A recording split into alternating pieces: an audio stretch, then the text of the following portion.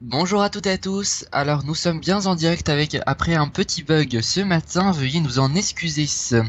Et dans ce numéro du débrief du mois, nous reviendrons sur le dénouement de l'affaire Maëlys dans le dossier du mois.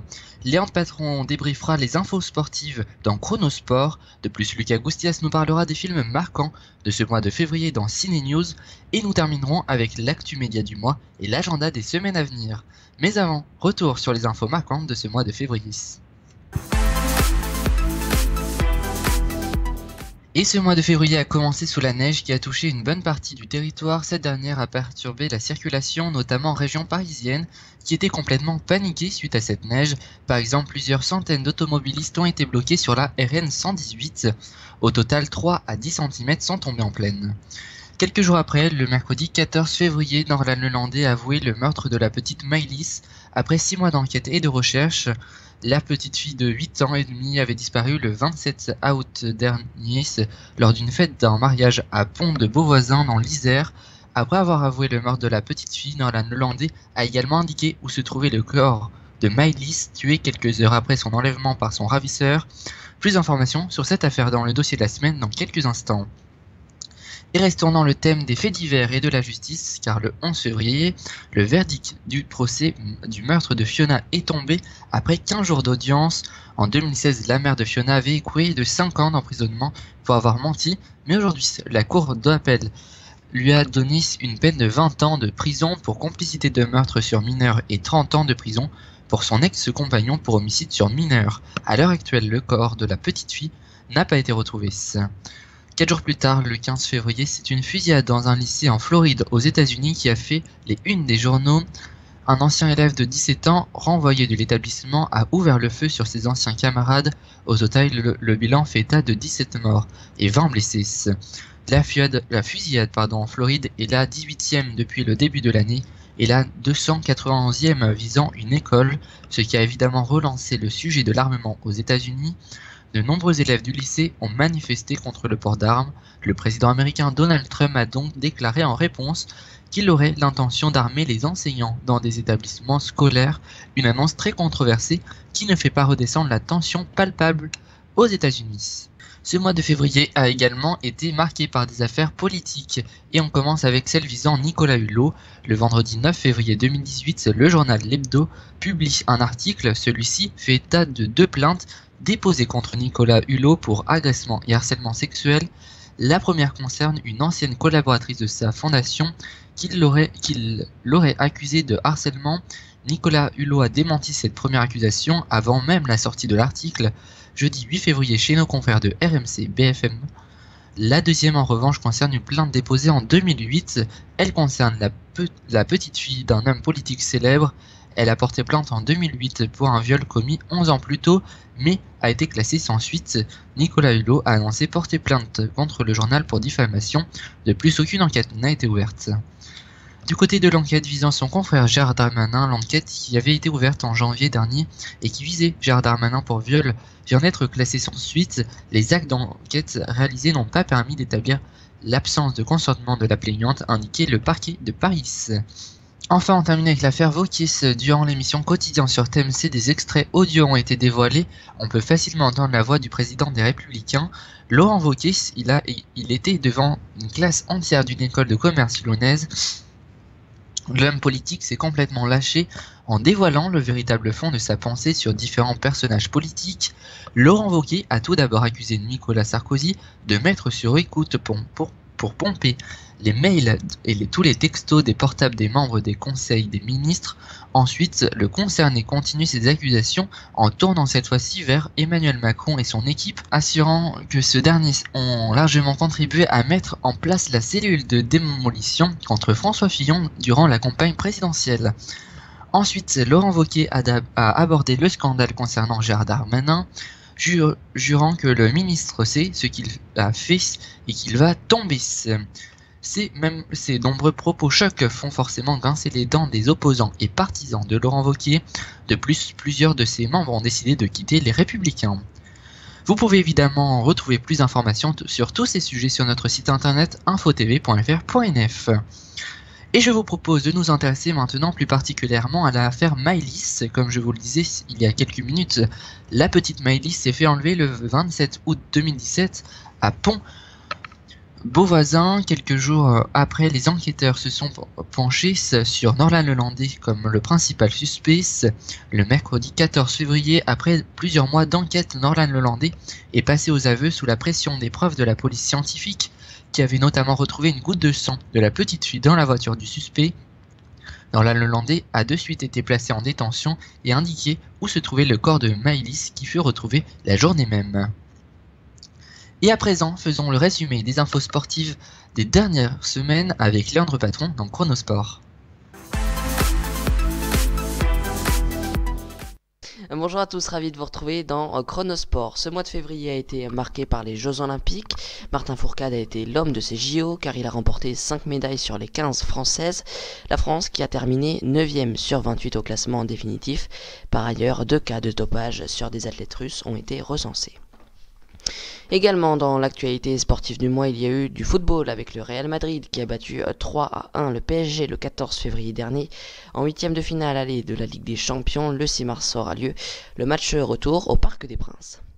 Du rugby maintenant avec le 15 de France qui a battu 34-17 l'Italie vendredi soir au stade Orange Vélodrome de Marseille. La France qui n'avait pas gagné un match depuis très longtemps.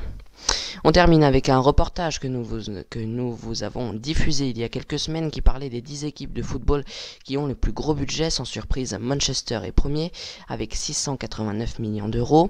Le Real Madrid est deuxième suivi du FC Barcelone. Le PSG est sixième avec 520 millions d'euros. Et c'est la Juventus qui est 10e avec 341 millions d'euros. Plus d'informations sur l'actualité sportive du mois sur notre site internet infotv.fr.nf, rubrique sport. Voilà pour Chronosport. Merci Léandre. Dans quelques minutes, Lucas Goussias nous parlera des films marquants de ce mois de février comme Black Panthers par exemple. De plus, nous débrieferons l'actu média des dernières semaines avec Léandre. Et enfin, Noah Boisseris nous présentera l'agenda des événements importants du mois de mars dans une toute nouvelle chronique. Mais avant ça, on s'écoute My Way de Calvin Harris.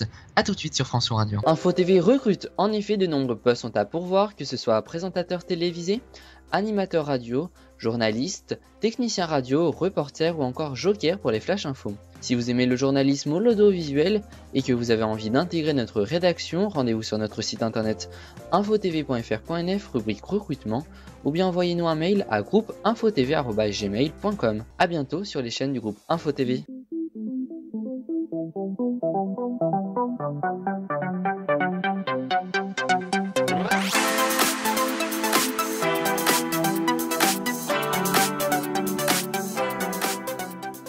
De retour sur François Radio pour la seconde partie du débrief du mois et Léandre Patron m'a rejoint. Bonjour Léandre. Bonjour Romain, bonjour à toutes et à tous. Dans un instant, il y aura l'actu média du mois et un nouveau journaliste, Noah Boissery, nous parlera des événements du mois de mars qui sont à venir. Mais avant tout cela, c'est Ciné News avec Lucas Goustias.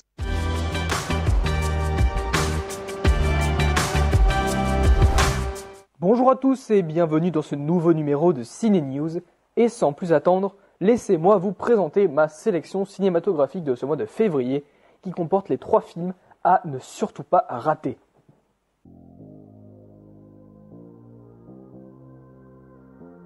Black Panther de Ryan Coogler. Après les événements qui se sont déroulés dans Captain America Civil War, T'Challa, alias Black Panther, revient chez lui pour prendre sa place sur le trône du Wakanda, une nation africaine technologiquement très avancée. Mais lorsqu'un vieil ennemi ressurgit, le courage de T'Challa est mis à rude épreuve, aussi bien en tant que souverain qu'en tant que Black Panther.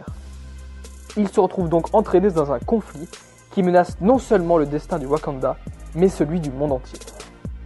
Sorti le 14 février, Black Panther met en scène notamment Chadwick Boseman, alias Black Panther, Michael B. Jordan, que vous avez pu voir dans Creed, mais surtout un des duos phares du cinéma, connu pour avoir interprété respectivement Bilbon Saké et Gollum dans Le Hobbit.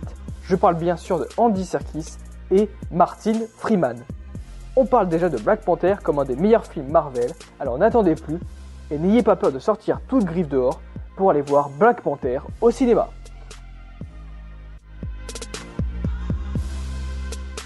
La forme de l'eau de Guillermo del Toro. Modeste employée d'un laboratoire gouvernemental ultra secret, Elisa mène une existence morne et solitaire, d'autant plus isolée qu'elle est muette. Sa vie bascule à jamais lorsqu'elle et sa collègue Zelda découvrent une expérience encore plus secrète que les autres. Elisa fera la rencontre d'une créature sous-marine qui bouleversera ses sentiments. Récompensée du Lion d'Or à la dernière Mostra de Venise, La forme de l'eau est un long métrage qui met en lumière deux individus empêchés par la nature à vivre normalement dans la société. L'un pour son aspect physique, l'autre pour son handicap. Guillermo del Toro nous offre donc une nouvelle fois une belle leçon de vie à ne pas rater dans votre cinéma depuis le 21 février.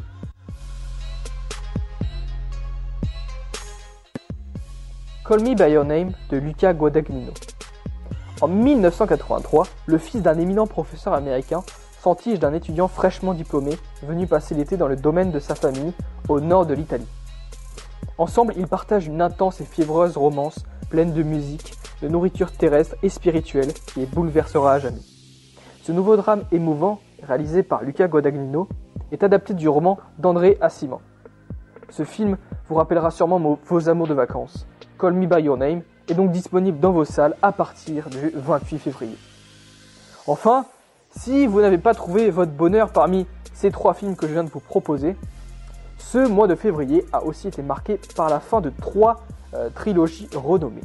Le Labyrinthe 3, Le Remède Mortel, 50 nuances plus claires et Belle et Sébastien 3. Et bien voilà, c'est déjà la fin de ce nouveau numéro de Ciné News. Rendez-vous le mois prochain pour découvrir les films marquants du mois de mars.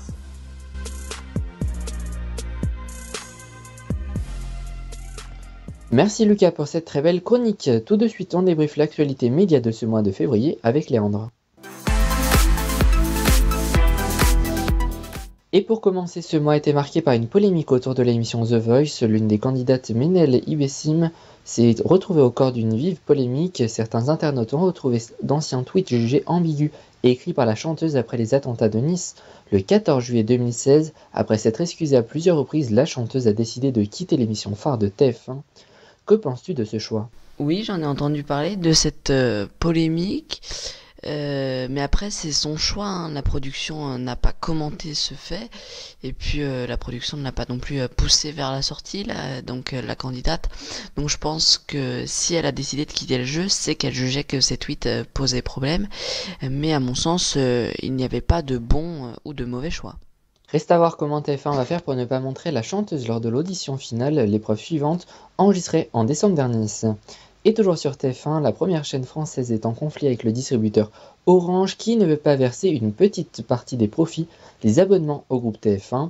La chaîne a donc stoppé les replays pour les box Orange et menace de couper la diffusion pour les abonnés Orange. Est-ce que tu penses que TF1 va vraiment cesser la diffusion de ces chaînes sur les box Orange ?